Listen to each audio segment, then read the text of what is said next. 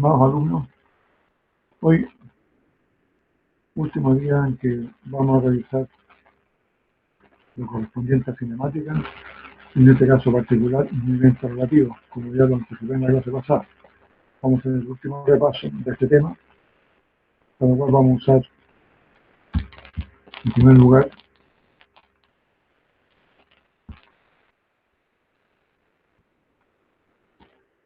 el libro que yo les recomendé, que está en el foro, en este caso el Relay de dinámica, y donde ustedes pueden visualizar lo que se llama movimiento relativo independiente. Como ya lo comenté en la clase pasada, y lo voy a volver a repasar antes de enviarle la tarea relativa al tema correspondiente de la unidad 2, que tiene que ver con coordenadas polares, coordenadas cilíndricas y movimiento relativo. Repito, voy a volver a comentar lo que les expliqué en la clase pasada, más lo que vamos a ver en el caso un poco más complejo, en cierta forma de historia. Porque aquí está presentado esto en forma movimiento rectilíneo, que es un caso muy particular, pero que es más fácil de entender. Aquí lo que tenemos es un punto absoluto, como ya lo comenté, movimiento absoluto de cada partícula o de cada cuerpo, distancias absolutas, X, Y, Z, y distancia relativa. No voy a tener en qué significa distancia relativa. La distancia que que se mide de un cuerpo respecto a otro. Y si ambos están en movimiento, esa distancia se llama distancia relativa. En este caso, la distancia relativa de la partícula B medida desde A. XB respecto de A. Cuando se deriva esta ecuación respecto al tiempo, aparece la velocidad. Porque el desplazamiento derivado respecto al tiempo nos da velocidad. Y si ahora derivamos la velocidad respecto al tiempo, obtenemos la aceleración. Estas son las ecuaciones básicas que nos permiten analizar el movimiento relativo entre cuerpos o entre partículas en el movimiento rectilíneo. ¿De acuerdo? Ahora bien, también existe el movimiento relativo rectilíneo o no rectilíneo, dependiente entre cuerpos o entre partículas. Es un ejemplo, ustedes lo pueden visualizar. Más adelante está explicado este ejemplo, en términos más concretos. Lo que tenemos aquí es una distancia absoluta desde esta posición del cuerpo A, y una distancia absoluta de este cuerpo B respecto a este punto. Tenemos por un lado la velocidad absoluta de A, o la aceleración de A, y la velocidad de B, o la aceleración de B. Estos pueden ser valores constantes o no, o variables. Bueno, bien, esto, a diferencia del caso anterior, la partícula A y la partícula B, o el cuerpo A y el cuerpo B, están ligados entre ellos, están unidos entre ellos, en este caso mediante esta cuerda. Por lo tanto, eso indica que el movimiento de A va a repercutir en el movimiento de B y viceversa. Y el tema es entonces, ¿cómo analizamos situaciones de tipo? Indudablemente, a mí me interesa que ustedes se manejen con algunos casos simples de esto, los más básicos. Para eso entonces vamos a analizar el ejemplo que se muestra en este texto, problema 13.5, que es básicamente el que da inicio a la explicación de este tema, movimiento dependiente, pero dependiente, entre dos cuerpos que están conectados entre sí. En este caso, ya sabemos que la conexión está hecha mediante este cable. Y para eso se plantea una ecuación donde por un lado se tiene el largo del cable, que indudablemente es constante, el largo del cable no va a variar porque es un solo cable, longitud de sí. Y enseguida los trozos de cable que son iguales y que pueden variar. En este caso, yo puedo hacer presente, ¿no es cierto?, que aquí se ha supuesto, de alguna forma, que las poleas son súper pequeñitas, que prácticamente están pegadas al cuerpo, y por lo tanto esta distancia XA se repite aquí, acá, acá y acá. Si trazamos una línea vertical por este punto, vamos a tener que aproximadamente XA se repite 4 veces. Entonces ya tenemos parte de la cuerda, ese trozo, S y S. Dos trozos de longitud XA aproximado. Y por otro lado, al lado derecho, tenemos dos trozos S y S, que lo hemos llamado XB, porque probablemente son variables. Cuando un cuerpo se desplaza, si se desplaza el cuerpo A, la distancia XA va a cambiar. Y obviamente que la distancia XB también va a cambiar. ¿Por qué? Porque la longitud de la cuerda es una sola. Y esa longitud tiene que mantenerse constante. Entonces aquí se plantea este ecuación, donde dice que la longitud de la cuerda es 4 veces XA aproximadamente, más 2 veces XB también aproximadamente, más una constante. Esta constante tiene que ver con los trozos de cuerda que están, aunque corresponden a los arcos circunferencia de las poleas, más los pequeños trozos que se unen al soporte o se unen a cada uno de los puertos. Eso está involucrado en esto, en la constante C, y repito que son constantes, porque el arco de la circunferencia de la polea no va a cambiar. Independiente de cómo se mueve el mecanismo, esos arcos de circunferencia son constantes. Y también los pequeños trozos que quedan entre los apoyos, entre el apoyo central y la unión de los cables con los cuerpos, también se mantienen constantes. Entonces, todos esos pequeños trozos los resolvemos con esta constante. Ahora, nosotros sabemos que una posición la derivamos respecto al tiempo, eso nos va a dar un resultado. Y va a depender si esa distancia es variable o constante. En este caso, si derivamos esta relación o esta ecuación respecto al tiempo, vamos a tener la derivada de S. Resulta que la derivada de S es 0 porque S es una constante, el largo de la cuerda, no vale 0. Después tenemos la derivada de 4XA respecto al tiempo. Nos da la velocidad de A respecto al tiempo, en este caso 4 veces A. Y la derivada de XB respecto al tiempo nos da la velocidad de sub B. Por este caso es 2, será 2 veces B. Y la derivada de esta constante C, por ser constante, también es C. Entonces aquí nos queda la relación entre velocidades de los dos cuerpos, las dos partículas involucradas, que están conectadas mediante la cuerda.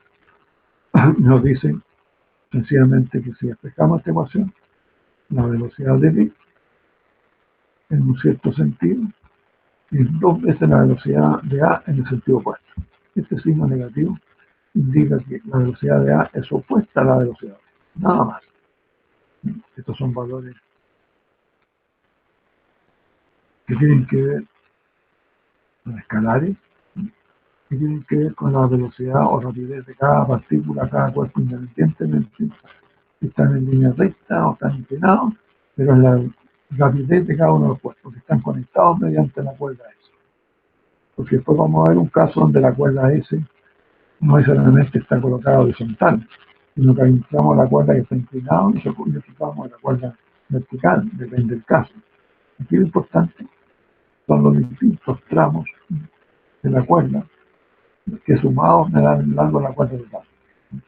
Y obtenemos esta relación de ahí. Para el caso que nos dan, donde nos dicen que el cuerpo A se mueve hacia la izquierda con una velocidad o rapidez de 6 metros por segundo, bueno, reemplazamos entonces acá de su A 6 metros por segundo, multiplicado por 2 nos da menos 12 metros por segundo. Es decir, si el cuerpo A, en nuestro problema, dice que se mueve hacia la izquierda con una rapidez de 6 metros por segundo, bueno, nos dice que el cuerpo B entonces se mueve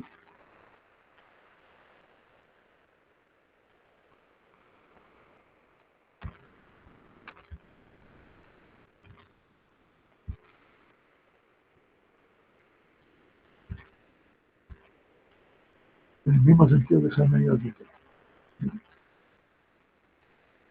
Es decir,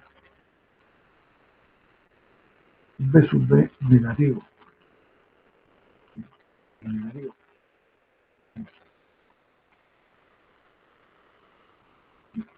En sentido contrario al que tiene B sub A.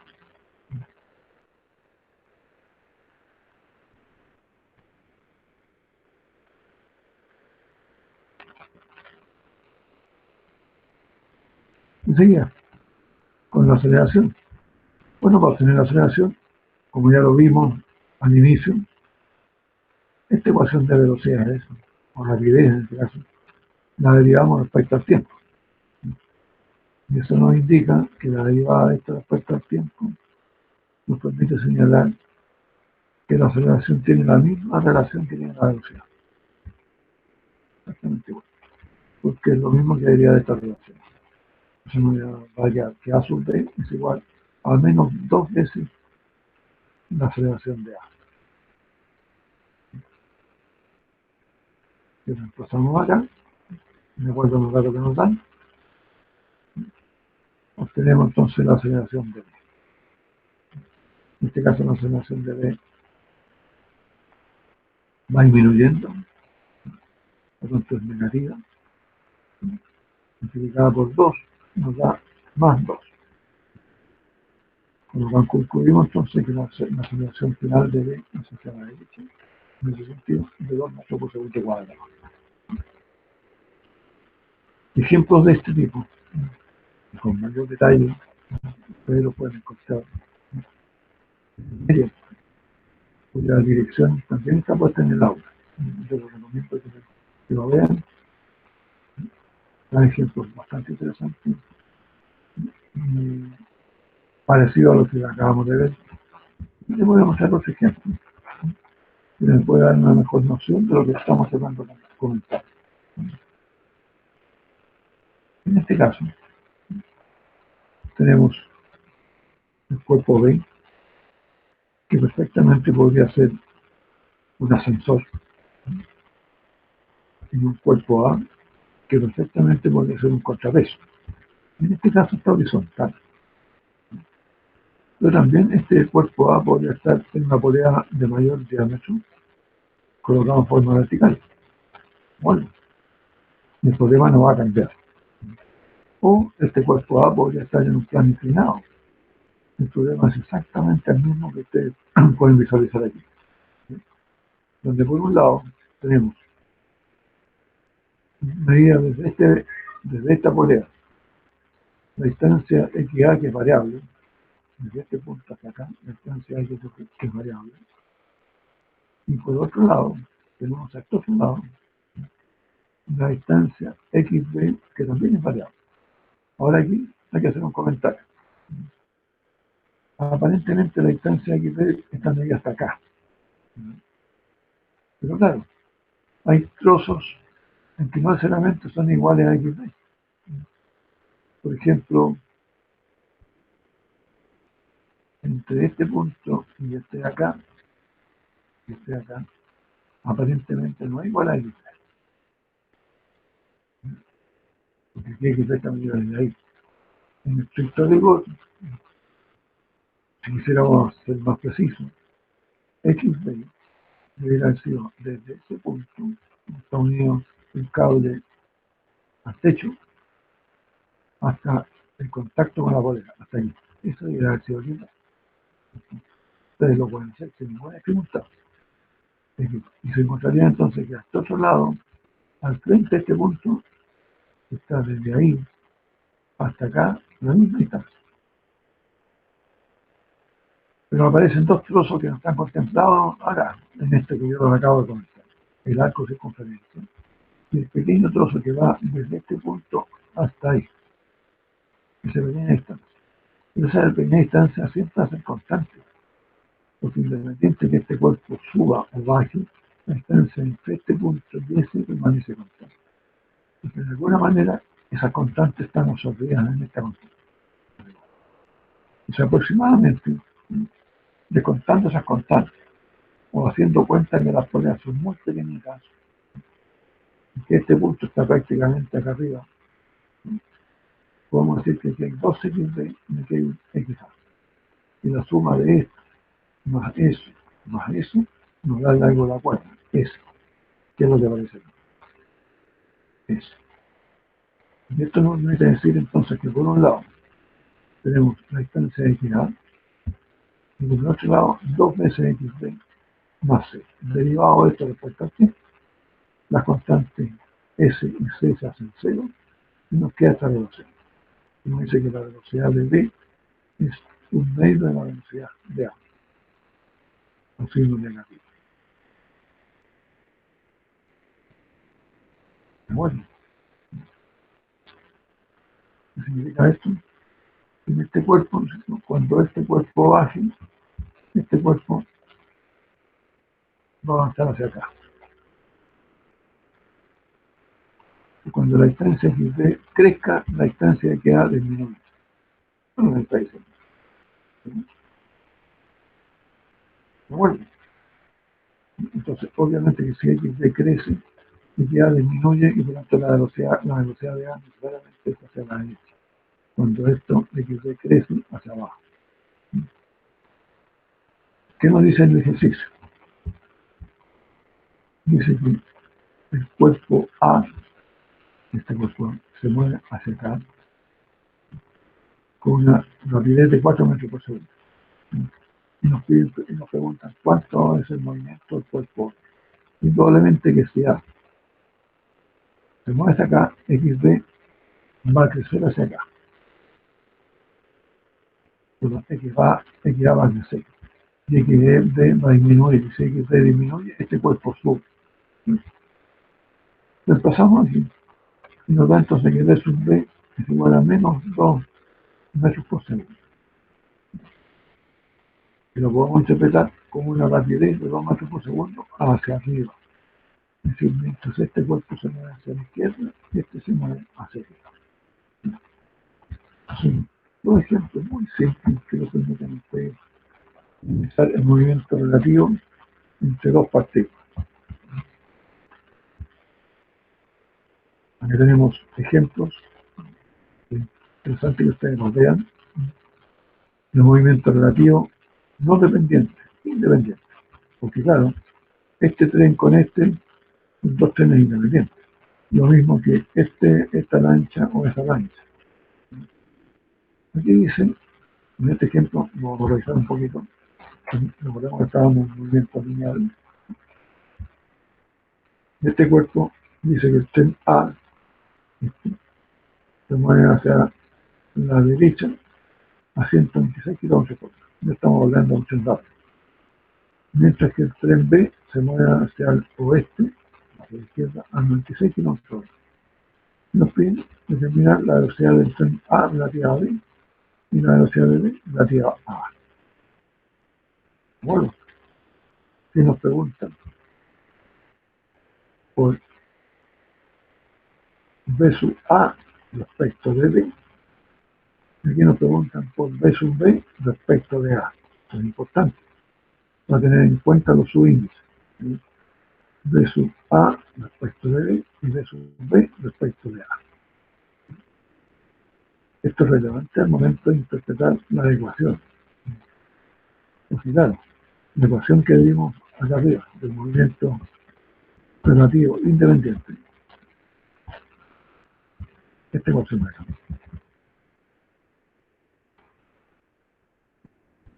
Aquí nos dice que B sub B es igual a B sub A más B sub B respecto de A. La pregunta es, ¿qué pasa cuando esto lo miramos al revés? Cuando esta instancia que está acá, B respecto de A la miramos desde B hacia A. En ese caso, indudablemente lo que vamos a tener es X A visto desde B. XA y esto es B.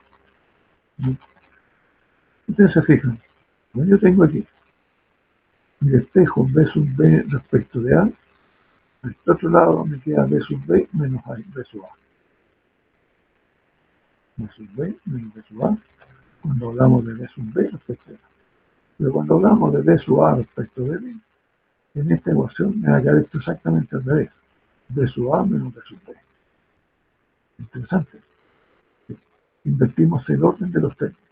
Cuando nos dicen B sub B respecto de A, acá queda B sub B menos B sub A. Pero cuando acá interpretamos B sub A respecto de B, aquí queda B sub A menos B sub B. ¿De acuerdo? Lo mismo va a pasar con la aceleración y lo mismo va a pasar con esto. Entonces depende de qué lado lo estemos mirando. Bien, en este ejercicio entonces de los tenis, indudablemente que si ustedes lo analizan, le pregunten por la velocidad de A respecto de B, lo que tienen que tener es la velocidad de A menos la velocidad de B. Súper simple. Ahora, ojo, fijarse que las velocidades van en sentido opuesto. Por lo tanto, cuando digo la velocidad de B respecto de la velocidad de A respecto de B, lo que estoy diciendo es cómo el maquinista que va en el tren B debe moverse al tren A. Porque me está diciendo la velocidad de A vista desde B. La velocidad de A relativa a B. Y si nuestro punto de referencia es B. No sé cómo el maquinista del tren B debe moverse al tren A. Y lógicamente que es la diferencia de A menos B. B sub A en sentido positivo, menos, porque esto va en sentido opuesto, negativo, y por tanto nos queda 126 menos por menos 96 nos da la suma. Y la suma de 126 más 96 me parece que es 122, bueno, 222 kilómetros por hora.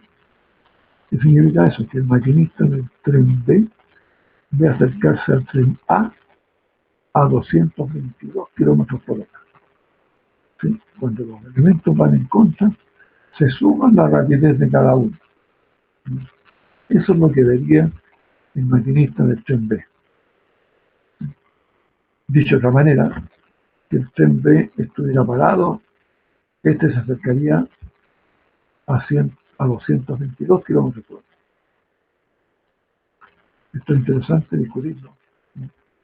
Porque obviamente ustedes pueden entender que un choque de trenes, hipotéticamente, que se mueven en sentido opuesto, ¿no? Es bastante terrible porque las velocidades de ambos se suman. En el caso de un vehículo que se mueve en una calle normal a 50 kilómetros por hora, choca de frente con otro vehículo que se mueve también a 50 kilómetros por hora. Lo que tenemos es un choque entre ambos vehículos a 100 kilómetros por hora. Es decir, en el caso de los temas de transporte, es importante tener presente esto cuando se producen accidentes. Las velocidades pueden ser bajas, pero cuando hablamos de un choque a 100 kilómetros por hora, es como decir que un vehículo está detenido y el otro choca a 100 kilómetros por hora. Da lo mismo, exactamente lo mismo. Entonces, probablemente que el choque es catastrófico. Es muy distinto, ¿cierto? Cuando dos vehículos van en la misma dirección y uno que va adelante a 50 kilómetros por hora es chocado por otro por la parte posterior que va a 60. Porque en ese caso, cuando calculemos la velocidad relativa entre los dos, nos va a dar que la velocidad relativa entre los dos es 10 kilómetros por hora. No la suma, la diferencia de los dos. 10 kilómetros por hora. Entonces, lógicamente, que las consecuencias de un choque por la parte posterior, cuando los dos se van moviendo, causa menos sorpresa o menos daño que cuando van en contra. Porque cuando van en la misma dirección, las velocidades se restan. Y cuando son en sentido opuesto, las velocidades se suben. Muy importante tenerlo presente. Esto es lo que tiene que ver con movimientos independientes en línea recta, en estos dos casos. Son los ejemplos que me interesa que ustedes vean, básicamente. Estos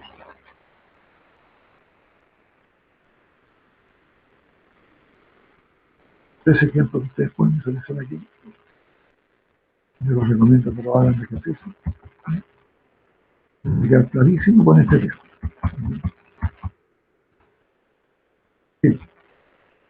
Ahora, en cuanto a ejercicios, donde esto ya no es el movimiento rectilíneo, sino que es el movimiento de cuerpos en cualquier dirección, lo podemos entender mejor cuando veamos entonces lo que vamos a encontrar aquí un poco más adelante.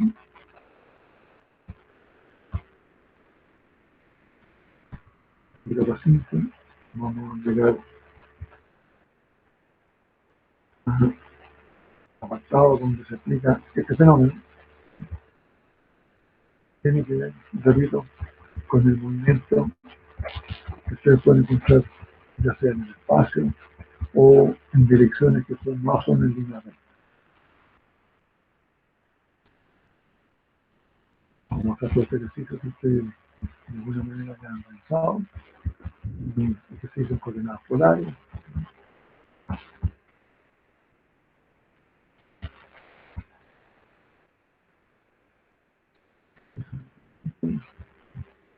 Del sistema de NX lo llamamos coordenadas normal tangencial, un calculario de curvatura, que ya ustedes deben saberlo. Probablemente alguna de ustedes ya lo han mirado.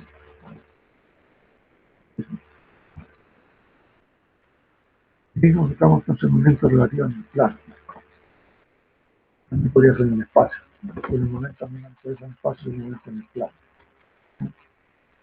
A diferencia del movimiento rectilíneo, aquí tenemos dos partículas, U y P, que se pueden mover en cualquier dirección, o en cualquier curva, para ser más preciso. Por ejemplo, el punto P podría ir en movimiento rectilíneo y el punto Q moviéndose en una trayectoria parabólica, por ejemplo. ¿Sí? Ustedes están en condiciones de resolver los dos casos, porque lógicamente ya vimos movimiento rectilíneo, o vimos movimiento de ordenada X, y ya vimos movimiento coordenadas normal tangencial, radial transversal. Así que ustedes podrían enfrentar cualquier problema de esto sabiendo el movimiento de la partícula P y el movimiento de la partícula P. Ahora, para una situación instantánea, recordemos que si O es un punto fijo de referencia, en nuestro caso habitualmente en la Tierra, el movimiento de la partícula P está dado por el vector posición RPO. Y la posición de la partícula Q está dado por este vector. Aquí, ambos vectores, a pesar que dice de P respecto de O y de Q respecto de O, si O es un punto fijo, esto podría llamarse sencillamente RP y RQ. Bueno, pasaría a llamarse vectores de posición absolutos. Ahora, aquí tenemos el vector que va entre P y O. ¿Qué nos dice eso? Que estamos midiendo la distancia de Q desde P. Y por tanto, el vector se llama RQ respecto de P. O RQ slash P, como lo vemos aquí. En esta ecuación que tenemos aquí, estamos diciendo que el vector R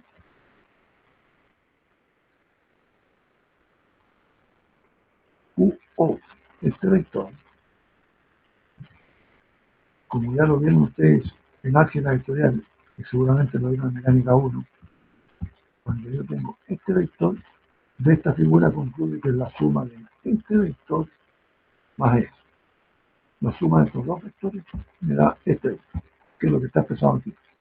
El vector RQ respecto de O va a ser igual a un vector RP respecto de O más el vector Q respecto de O. Este vector se llama vector diferencia, porque es la diferencia de estos dos. Es este menos ese. ¿Bien? Cuando a este vector y el resto de este me da este. Tengo la ecuación de las posiciones de cada uno de los puntos respecto a O y la posición relativa de uno respecto al otro. Al igual como lo hicimos con el movimiento rectilíneo, si derivamos esta ecuación vectorial así constantes dimensionales, suponiendo que los vectores unitarios de estos vectores no tienen constante, porque instantáneo, llegamos a esta cosa, la ecuación de movimiento relativo en dos partículas independientes, en el plano o en el espacio. Digamos, y si volvemos a derivar esto, obtenemos la aceleración de dos partículas independientes que se mueven en el plano o en el espacio, analizadas desde un punto de referencia fijo, en este caso O. Y si ustedes se fijan, aquí cambió la nomenclatura. ¿Por qué? Porque ya les comenté que el punto O es un punto fijo. En este caso podría ser la Tierra. Y por tanto, la velocidad que lleva la partícula P en este instante versus Q es instantánea y es absoluta, porque esta velocidad está medida respecto a un punto fijo que es la Tierra. Porque entendemos que la trayectoria de la partícula P está fija a la Tierra, sea cual sea. Lo mismo pasa con P. Esta es la velocidad absoluta de la partícula P. En la partícula M se mueve en cualquier trayectoria fija a la Tierra. Por tanto, la velocidad de P está medida respecto a un punto fijo en Tierra. Y esta es la velocidad relativa. La velocidad con que debemos moverse a una partícula respecto a la otra en el plano o en el espacio. Ahora, si derivamos esta ecuación de velocidad respecto al tiempo, tenemos la ecuación de aceleración, que son absolutamente semejantes en su forma. ¿Sí? Y absolutamente semejantes con la ecuación, ¿no es cierto?, de desplazamiento, que son iguales en forma, repito, teniendo dos elementos que son absolutos y un elemento que es relativo. En este caso, la posición relativa, la velocidad relativa y la aceleración relativa, de uno respecto del otro. En este caso, la velocidad de Q medida desde P, o la velocidad de Q relativa a P. La aceleración de Q relativa a P. Ustedes pueden darse cuenta que la velocidad de Q respecto de P es la velocidad de Q menos la de P. Sigue este mismo orden, Q menos P, y la aceleración exactamente igual, Q menos P. Ahora, si lo miramos al revés, y nos vamos acá, y este vector lo medimos desde Q hacia P, nos quedaría la distancia de Q, la distancia de P vista desde Q. Sería exactamente el vector inverso. P respecto de Q, no Q respecto a P. Y por tanto, estas ecuaciones que están acá serían invertidas, ¿no? En ese caso tendríamos entonces aquí P respecto de Q. Y aquí tendríamos P y acá Q, porque se invierte la suma. La conclusión es que la velocidad de Q respecto de P es la misma de P respecto a Q. ¿Cuál es la diferencia? El sentido. Son opuestas, pero exactamente iguales. Y lo mismo pasa con la aceleración. Así que si a ustedes les preguntan por la velocidad de Q respecto de P, ustedes la calculan y enseguida les dicen, díganme cuál es la velocidad de P respecto de Q. Ah, bueno, la misma, pero de sentido opuesto. Es un vector opuesto. Aquí estamos hablando de vectores. Es importante el dato que le acabo de dar. Y lo mismo va a pasar con la aceleración. Aquí tenemos un problema muy concreto, el análisis en detalle, que nos dice que una vez intenta volar en línea recta hacia el norte, hacia allá. En esa dirección quiere ir el avión, con velocidad absoluta. Sin embargo, dice aquí que un avión, que un viento del oeste, en ese sentido, va a desviar el avión, a menos que el avión se dirija en otra dirección. Ahora, dice, recordemos que el avión quiere ir hacia el norte. Quiere ir hacia el norte. Ahora dice, el avión se va a dirigir en esa dirección a 30 grados del oeste a 250 kilómetros por hora. Y la velocidad del viento es de 20 metros por segundo, en ese sentido. ¿Cómo interpretamos eso? Aquí hay dos preguntas. A nosotros nos interesa, por ahora, la primera pregunta. La primera pregunta, el rumbo que va a poner el avión para que su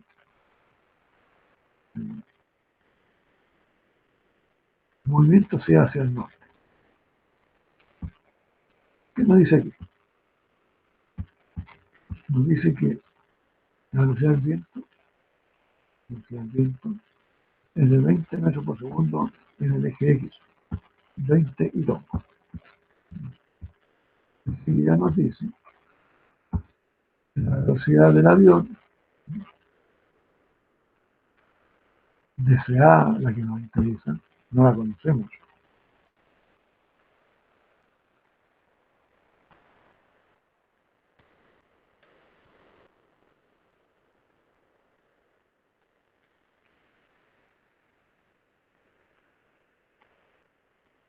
Y tiene que ir en dirección norte, es decir, en dirección del eje Y, B, J.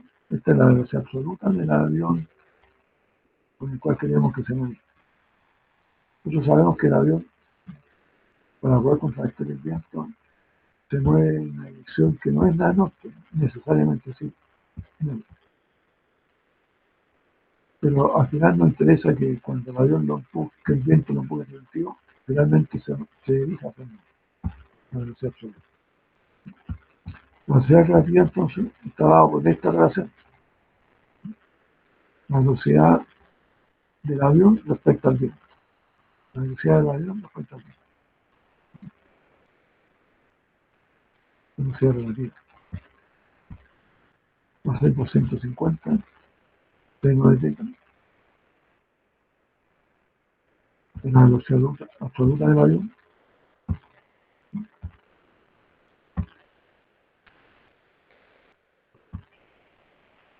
Descomponemos esta velocidad en dos direcciones, una en X y en Y. Esta pasa a ser la velocidad relativa. Y la descomponemos en el eje X y en el eje Y. Esta velocidad relativa del avión es el dato que nos dan este acá.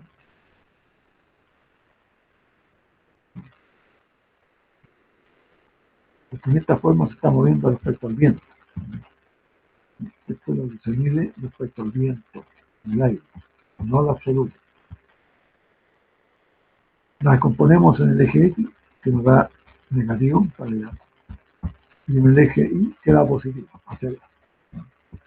Y nos dice entonces que la velocidad relativa del avión, respecto al viento, está dada por esta expresión, el componente X, Y. La ecuación general dice acá que la velocidad absoluta del avión, la velocidad absoluta del avión, va a ser la velocidad del viento, más la velocidad del avión respecto al viento. Ustedes se fijan aquí, tiene el mismo orden que comentaba. Avión, viento. Avión, menos viento. Ustedes pasan el término para acá, que avión menos viento. Velocidad del avión menos velocidad del viento. Esta es la velocidad relativa, que la conocemos, datos de problema. Y además nos dan la velocidad del viento. Indudablemente, esta velocidad que está en kilómetros por hora la pasamos previamente a metros por segundo, porque la velocidad del viento estaba en metros por segundo. Y aquí resolvemos nuestra ecuación, donde V mayúscula es la velocidad del avión. La velocidad del avión. Y la velocidad del avión está en el eje Y, porque queremos que vaya en la velocidad absoluta del avión. Tiene que ser en el eje Y o hacia el norte. Y esto nos da esta velocidad. Sumamos la velocidad del viento más la velocidad relativa del avión respecto al viento. Esto lo tenemos en forma vectorial. Y lo que obtenemos acá es finalmente este resultado, que lo podemos definir en términos numéricos, y donde llegamos a un resultado que es el siguiente. Nos dice que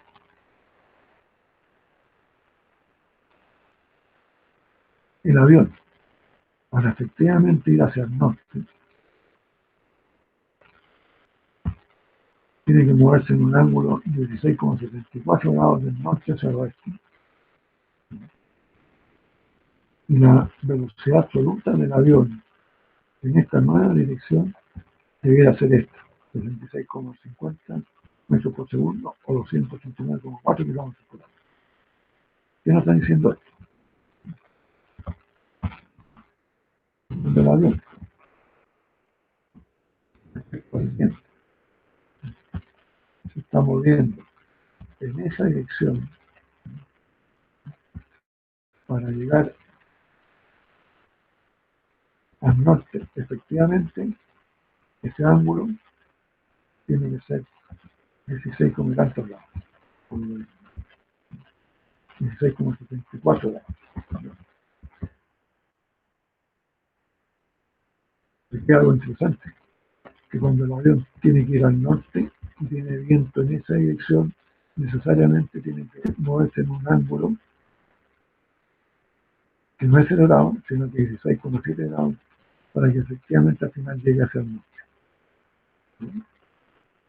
Importante, porque si no hubiera viento, efectivamente el avión podría volar derecho hacia el norte, sin ninguna dificultad. Y lo que sucede es que el viento tiende a arrastrarlo en esta dirección. Y por lo tanto, para contrarrestar el movimiento en esa dirección, el avión vuela en un cierto ángulo respecto al norte. Esa es la interpretación de esto. Bueno, en este capítulo a mí me interesa que se manejen solamente hasta dar respuesta a esto. Lo que viene a continuación, por ahora no lo vamos a tocar, pero tiene que ver con el problema de relación entre la velocidad que lleva en este instante más la velocidad con la cual debiera moverse efectivamente. Este término por el momento no me interesa que solamente vean este paso.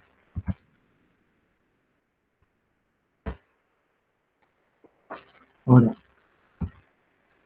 yo les puse en la guía 3 dos ejercicios relativos a esto. Eso lo vamos a ver.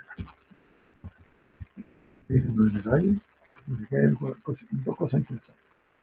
Aquí tenemos una partícula o un tren que se mueve en esta recta y otro tren que se mueve en esta circunferencia. En el momento que ambos pasan uno al lado del otro, se quiere analizar o dar respuesta a las preguntas que están acá. ¿Cuál es la velocidad del pasajero A respecto al pasajero B? Es decir, el pasajero B que va en este tren ve al pasajero A y lo ve moverse con una cierta velocidad. Eso es lo que me gusta. Me está preguntando la velocidad de A respecto de B. Y aquí preguntan cuál es la relación de A respecto de B. Entonces, nos encontramos con lo siguiente. Sabemos la velocidad absoluta del tren B, tamaño respecto a la Tierra. El tren B se está moviendo en ese sentido.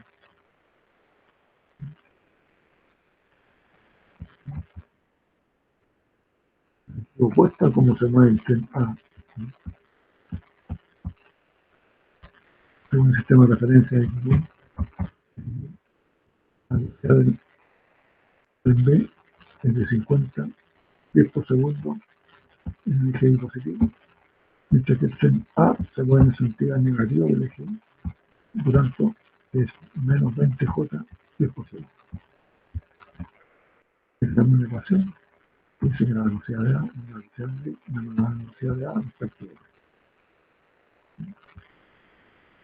Por tanto, la velocidad relativa de A respecto de B es la velocidad de A menos la de B, como ya les comenté hace un momento atrás. Colocamos los dos vectores menos este vector, que indudablemente que tener menos con el menos se nos hace más. Entonces tenemos que la velocidad de A vista de B es de 70 pies por segundo, en sentido del eje Y. ¿Qué nos está diciendo? Que el pasajero B, que va en el tren, el movimiento circular, ve moverse al pasajero a 70 kilómetros por hora, o por en este caso, pies por segundo. Es decir, es lo mismo que prácticamente encontrarse de frente. Cuando los dos van de frente en sentidos opuestos, las velocidades se suben. Bueno, para responder la segunda pregunta, la aceleración hacemos lo mismo. La aceleración de este A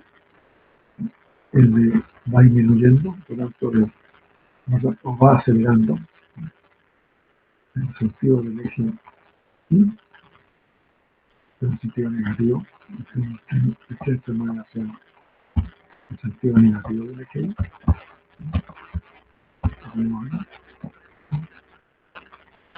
Entonces la velocidad se está incrementando, esta velocidad se está aumentando. Por tanto, con signo positivo, la aceleración.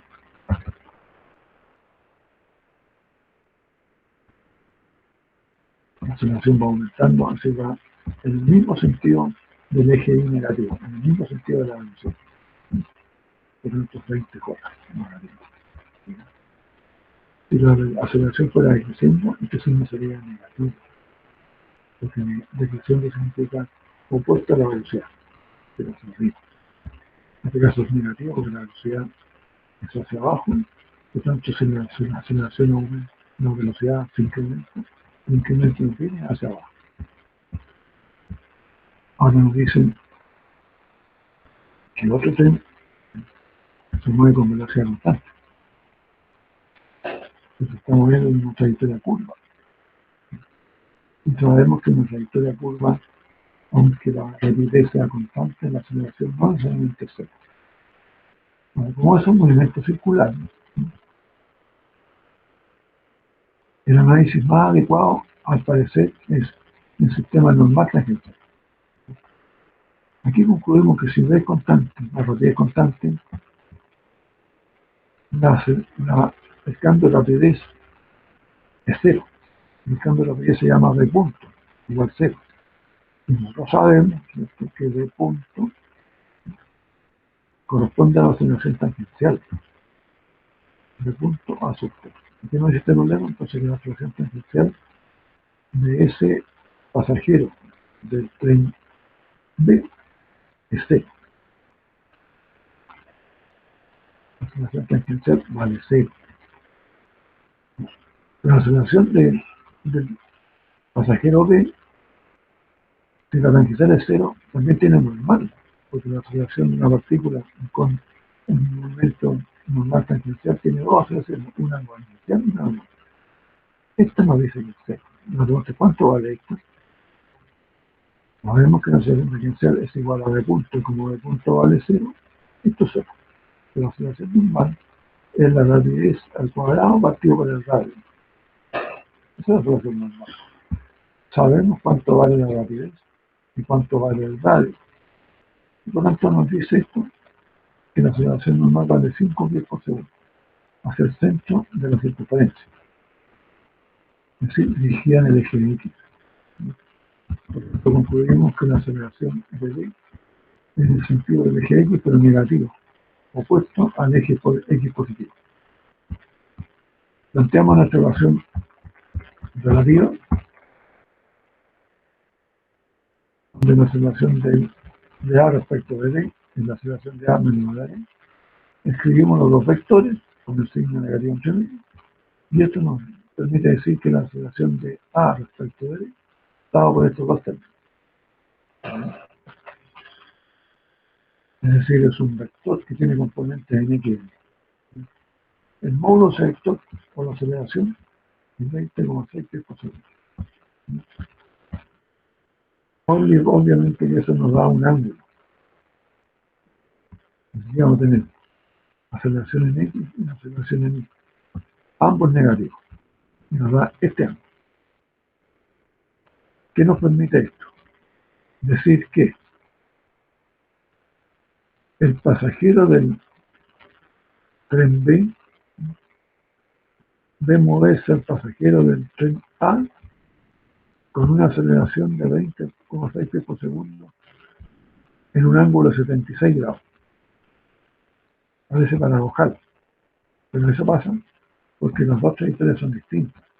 Entonces un pasajero ve al otro moverse en un cierto ángulo y no en línea recta. Lo interesante.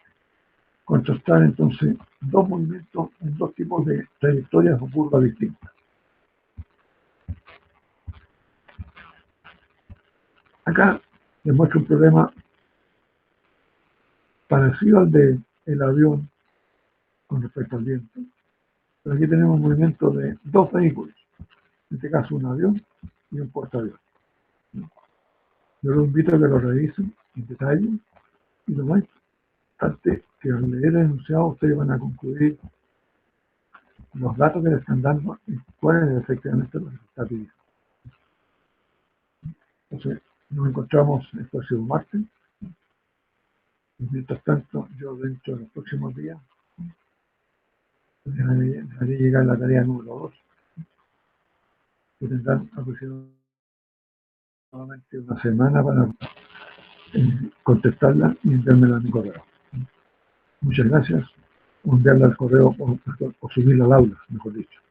Igual como lo hicieron con la tarea 1. Nos vemos en la próxima clase, el próximo martes. Espero que se cuiden y estén muy bien.